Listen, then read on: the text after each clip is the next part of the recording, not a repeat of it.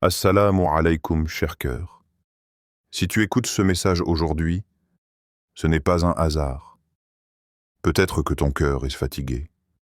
Peut-être que tu portes une invocation que personne ne connaît. Peut-être que tu avances, mais avec un poids invisible. Et si je te disais que ce lundi peut être différent? Pas parce que ta situation a changé, mais parce que ton lien avec Allah peut changer. Aujourd'hui, Allah t'invite à commencer ta semaine avec lui. Reste jusqu'à la fin, car ce rappel peut être le début d'un apaisement que tu attendais depuis longtemps. Le lundi, un nouveau départ spirituel. Le lundi arrive souvent sans bruit. Il ne frappe pas à la porte. Il ne promet rien. Et pourtant, il porte en lui un secret que beaucoup ignorent. Le lundi n'est pas seulement un jour qui succède au dimanche. Ce n'est pas simplement le début d'une routine, d'un travail, d'une semaine chargée. Spirituellement, le lundi est un seuil, un passage, un recommencement discret mais profond. Allah aurait pu choisir n'importe quel jour, mais c'est le lundi qu'il a choisi pour marquer la naissance du prophète Mohammed. C'est le lundi que la lumière de la révélation a commencé à descendre sur terre. Comme si Allah nous murmurait à travers le temps, ce jour porte en lui une énergie de renaissance. Chaque lundi revient avec cette même possibilité. Pas une obligation, une opportunité. Une opportunité de ne pas entrer dans la semaine par automatisme. De ne pas laisser la fatigue décider à ta place. De ne pas commencer par les plaintes, les soupirs, les peurs. Chaque lundi est comme une porte entr'ouverte. Pas une porte forcée, une porte qui attend que tu fasses un pas. Quand tu dis « Ya Allah, je te confie ce qui m'attend », tu fais plus que prononcer des mots. Tu changes l'orientation de ta semaine. Tu déplaces le centre de gravité de ton cœur. Beaucoup commencent leur lundi avec la tête pleine et le cœur vide. Des listes, des urgences, des obligations. Mais très peu commencent leur lundi avec Allah au centre. Et pourtant, regarde la différence. Quand tu commences ta semaine sans Allah, tu comptes sur ta force, sur ton intelligence, sur ta patience limitée. Et tôt ou tard, cette force s'épuise. Mais quand tu commences ta semaine avec Allah, même si les difficultés sont les mêmes, tu ne les portes plus seul. Il y a une baraka invisible qui s'installe, une paix qui ne s'explique pas par les circonstances, une stabilité intérieure qui ne dépend pas de ce qui va bien ou mal. Commencer avec Allah, ce n'est pas dire « tout sera facile ». C'est dire « quoi qu'il arrive, je ne serai pas abandonné ». Le lundi devient alors un point d'ancrage, un moment où tu réalignes ton cœur, où tu te rappelles que ta vie n'est pas une suite d'événements aléatoires, mais un chemin accompagné. Même si tu ne vois rien changer extérieurement, intérieurement, quelque chose se replace. Et souvent, c'est ce réajustement intérieur qui prépare les plus grands changements. Le lundi, Allah ne te demande pas d'être parfait. Il ne te demande pas d'avoir tout compris. Il t'invite simplement à commencer avec lui. Et parfois, commencer avec Allah, c'est juste s'arrêter une minute, respirer profondément et déposer ce poids invisible que tu portes depuis trop longtemps. Point 2. Allah entend ce que personne n'entend. Il y a des douleurs qui ne font pas de bruit. Elles ne crient pas. Elles ne s'expliquent pas facilement. Elles vivent à l'intérieur. Tu peux être entouré de gens, sourire, parler, avancer, et pourtant porter en toi une peine que personne ne soupçonne. Il y a des larmes que tu ne verses pas devant les autres, des prières que tu n'oses même plus formuler à voix haute, des demandes que tu répètes dans ton cœur, en te demandant parfois si elles sont encore entendues. Et c'est là que beaucoup se trompent. Ils pensent que le silence d'Allah est une absence.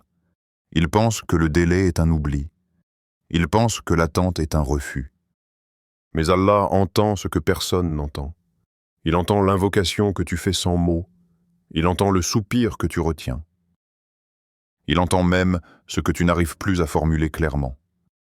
Aucune invocation sincère ne se perd. Pas une seule.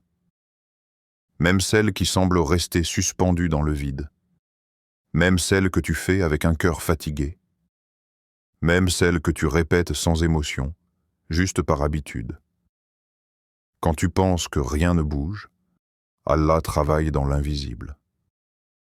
Et l'invisible est souvent plus vaste que ce que tes yeux peuvent percevoir. Ton rôle n'a jamais été de comprendre comment Allah va agir. Ton rôle n'a jamais été de contrôler le timing. Ton rôle n'a jamais été de mesurer la réponse.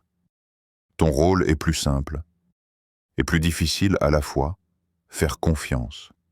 Faire confiance quand tu vois, mais surtout, faire confiance quand tu ne vois rien. Allah n'est pas limité par les causes. Il n'est pas bloqué par les délais. Il n'est pas pressé comme toi. Il sait exactement ce que ton cœur peut supporter. Il sait ce que tu demandes réellement, même quand tes mots sont confus. Parfois, Allah retarde non pas pour te priver, mais pour te préparer. Parfois, il détourne une chose pour t'en offrir une autre, plus douce, plus juste, plus durable. Et parfois encore, il te laisse attendre pour renforcer ce lien intime entre toi et lui. Car l'invocation répétée n'est pas une perte de temps. C'est une proximité qui se construit. Quand tu invoques, tu n'es jamais en train de parler dans le vide. Tu parles à celui qui t'a créé, à celui qui connaît ton passé, ton présent et ton avenir, à celui qui t'écoute même quand tu doutes. Faire confiance, ce n'est pas nier la douleur. Ce n'est pas faire semblant d'aller bien. C'est continuer à lever les mains, même tremblantes. C'est croire que ce que tu vis a un sens, même si ce sens ne t'est pas encore dévoilé. Allah entend ce que personne n'entend. Et ce que tu confies à Allah, aucune créature ne pourra jamais le perdre. Point 3. L'invocation change ce que tu crois impossible. Il y a des moments dans la vie où tout semble fermé. Pas un peu compliqué, pas difficile, mais réellement bloqué. Tu regardes autour de toi et tu ne vois aucune issue. Les causes humaines sont épuisées. Les solutions logiques n'existent plus. Et intérieurement, une question silencieuse apparaît. Est-ce encore possible? C'est exactement là que commence l'histoire du prophète Zacharia, alayhi salam. Zacharia n'était pas un homme pressé par un caprice. Il n'était pas dans une demande superficielle. Il était avancé en âge. Sa femme était stérile. Les années étaient passées sans espoir visible. Humainement, tout était clair. C'était fini. Mais Zacharia ne regardait pas seulement les causes. Il regardait Allah. Il a invoqué, non pas avec des mots sophistiqués, mais avec un cœur brisé et confiant à la fois. Un cœur qui savait que même si tout est impossible pour les créatures, rien ne l'est pour le Créateur. Et Allah a répondu. Pas parce que la situation était favorable, mais parce que la certitude était réelle. L'invocation ne nie pas la réalité, elle la dépasse. Quand tu invoques Allah, tu ne dis pas « Ya Allah, fais comme les causes le permettent ». Tu dis « Ya Allah, fais selon ta puissance ». Et sa puissance ne commence jamais là où la tienne s'arrête par hasard. Elle commence précisément là où tu abandonnes les limites humaines. Ce que tu demandes aujourd'hui peut te sembler irréaliste. Tu te dis peut-être « c'est trop tard, j'ai trop attendu, j'ai raté ma chance ». Les portes sont fermées, mais pour Allah, le temps n'est pas un obstacle. L'âge n'est pas un obstacle. Les circonstances ne sont pas un obstacle. Ce qui semble être un mur pour toi n'est qu'un détail dans le décret divin. L'invocation ne force pas Allah. Elle t'aligne avec lui. Quand tu invoques avec certitude, tu reconnais que la réponse ne dépend pas de ton mérite, mais de sa miséricorde. Et parfois, Allah répond exactement à ce que tu demandes. Parfois, il répond différemment. Parfois, il te donne mieux que ce que tu avais imaginé. Mais jamais, jamais. Il ne laisse une invocation sincère, sans sagesse, derrière. Zacharia, alayhi salam, nous enseigne quelque chose de fondamental. L'espoir véritable commence quand les preuves disparaissent. Ce n'est pas quand tout va bien que la foi est remarquable. C'est quand tu continues d'invoquer alors que rien ne justifie l'espoir. Et peut-être que toi aussi, aujourd'hui, tu es exactement à cet endroit, là où humainement, il n'y a plus rien à faire. Et si cet endroit était justement le point de départ d'une intervention divine que tu n'attends plus? Point 4. Comment invoquer Allah ce lundi, clé du tawakkul? Beaucoup invoquent Allah, mais peu invoquent avec présence. L'invocation n'est pas une formule magique, ce n'est pas une répétition mécanique. C'est un acte d'adoration vivant, un moment où le cœur parle avant la langue. Et le lundi, ce moment prend une saveur particulière, parce qu'il marque un commencement, et chaque commencement mérite d'être confié avec soin. Première clé, commencer par la gratitude. Avant même de demander, arrête-toi. Regarde ce que tu as encore. Même si tu souffres, même si tu es éprouvé, même si tu ne comprends pas. Dire Alhamdulillah dans l'épreuve, ce n'est pas nier la douleur. C'est reconnaître que Allah est plus grand que cette douleur. Quand tu dis Alhamdulillah pour ce que je comprends et pour ce que je ne comprends pas encore, tu ouvres ton cœur à une sagesse plus large. Tu dis à Allah, je te fais confiance, même dans le flou. La gratitude prépare le cœur à recevoir. Deuxième clé, invoquer Allah par ses noms. Allah a des noms, et chaque nom est une réponse potentielle. Tu n'invoques pas de la même manière quand tu cherches la douceur ou quand tu cherches la force. Besoin de miséricorde? Ya Rahman. Besoin de subtilité dans une situation compliquée? Ya Latif. Besoin d'une réponse claire? Ya Mujib. Quand tu appelles Allah par ses noms, tu montres que tu le connais, que tu sais à qui tu parles. Et cette connaissance transforme l'invocation en dialogue intime. Troisième clé, la sincérité et la précision. Beaucoup disent « Ya Allah, aide-moi », mais l'aide est vaste. Et la précision est une forme de certitude. Quand tu es précis, tu montres que tu crois réellement qu'Allah peut répondre exactement à ce que tu demandes. Dire « Ya Allah, apaise mon cœur dans cette épreuve », ce n'est pas la même chose que demander vaguement. Dire « Ya Allah, ouvre-moi une porte halal que je n'attendais pas », c'est reconnaître que la solution peut venir d'un endroit que tu ne maîtrises pas. La sincérité, ce n'est pas pleurer, ce n'est pas bien parler. C'est être vrai devant Allah.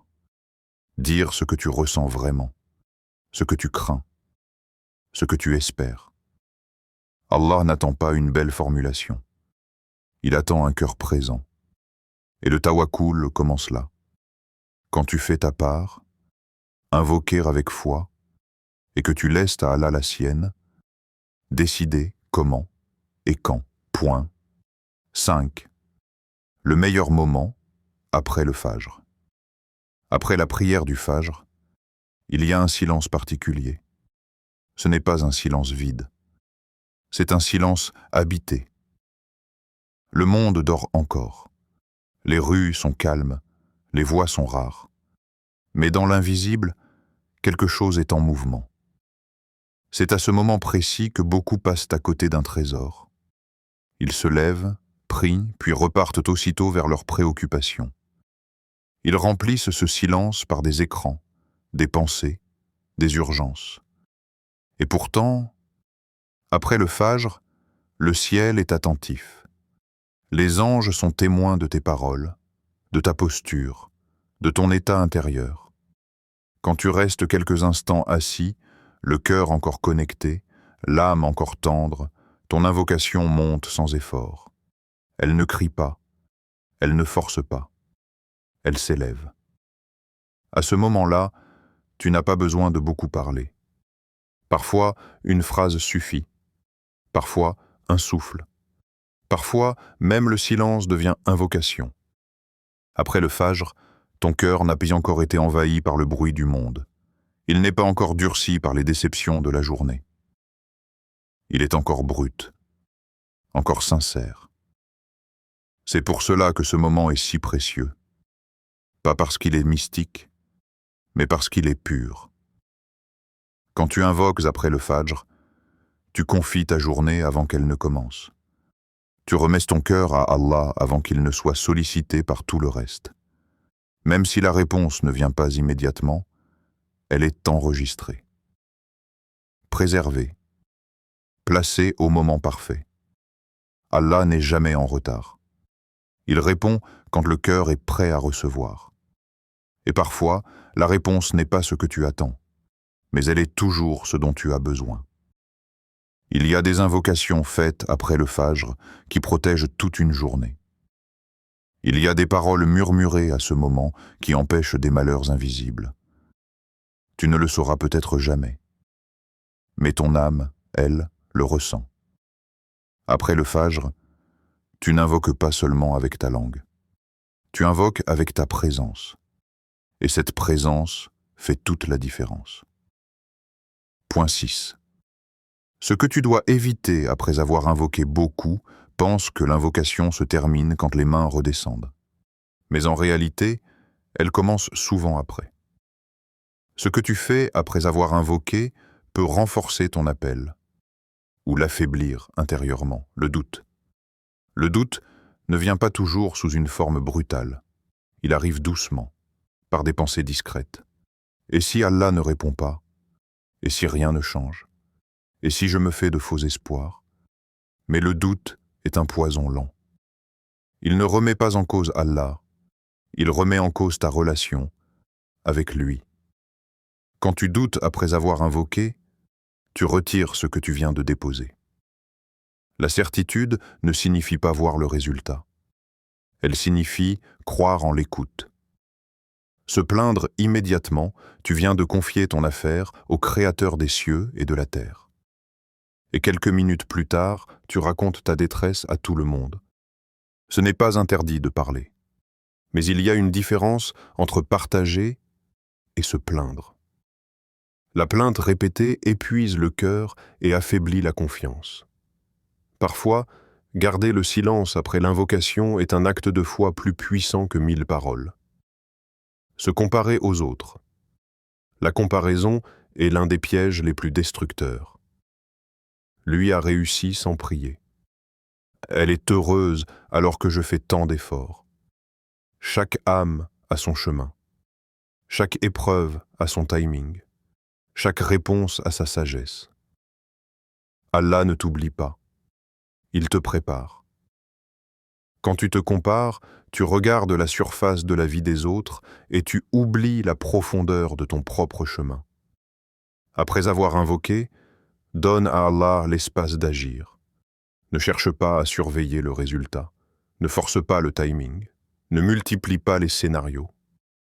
Le silence, après l'invocation, n'est pas de la passivité. C'est une confiance active. C'est dire « Ya Allah, j'ai fait ma part. Je te laisse faire la tienne. » Et dans cet espace de silence, beaucoup de choses se mettent en place sans que tu t'en rendes compte. Conclusion. Appel du cœur ce lundi peut être un tournant. Pas parce que tout va changer d'un coup, mais parce que ton cœur va s'apaiser. Lève tes mains, parle à Allah comme à celui qui te connaît mieux que toi-même. Puis avance avec le tawakkul. Si ce message t'a touché, écris dans les commentaires. Ya Allah, je te fais confiance. Partage cette vidéo à quelqu'un qui a besoin d'espérance. Et abonne-toi à Clés du Tawakkul pour nourrir ton cœur chaque jour.